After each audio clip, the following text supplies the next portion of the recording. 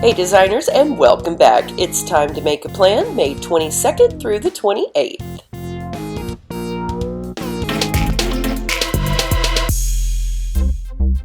Well, can you guys believe that we are planning out the final week of May already? That's right, the first 5 months of the year already gone. And this is going to be a fun one today, so if you want to see how I put it all together, just stick around. As usual, I have gathered all my supplies ahead of time, and this week's layout is going to be inspired by these super adorable little hearts I received in a friend mail, so let's get started. I will be beginning this design with this coordinating washi tape. These beautiful teal chevrons match those hearts perfectly. I'm going to lay those right across the top of both of these pages, making sure that the chevrons are facing the same direction. I have decided to accent the teal this time with golds and browns, so I'm using this thicker glitter tape that I found at Michael's. To go on top of that, I am lining it with this dark brown cocoa washi that I got from Amazon.com, and then on top of that you will see that I will be using a bronze washi. This is a foil washi that I picked up at Michael's.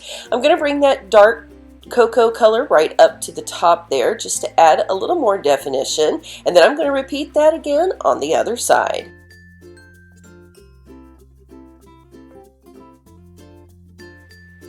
If you guys have been watching these videos, then you know by now I like to tie my weekend days together, so I'm measuring out that side column to see how big of a sheet of paper I'm going to need to cut. Make sure that you use your lines on your self-healing mat. This will help you a lot in the process to measure things a little more quickly. I'm just using a piece of cardstock and some glue from Dollar Tree to glue this in place. This is going to ensure that my Saturday and Sunday flow cohesively together as one. Now I'm going to take that same bronze foil tape that I used a moment ago to outline that area, just to help it stand out a little bit more. And I've decided to mark off the days of the week with this coordinating teal thin washi that I picked up at Dollar Tree. I'm going to put this down every line, separating each day of the week just to add a little more definition, and you will notice that I also did place this right up underneath that chevron to give that spot just a little more definition as well.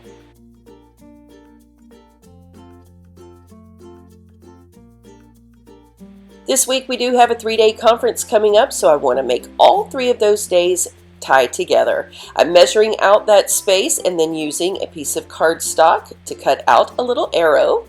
I'm using glue from the Dollar Tree to set that right in place, and this is going to tie those 3 days together. Now I'm using a coordinating teal paper. This is a cardstock again.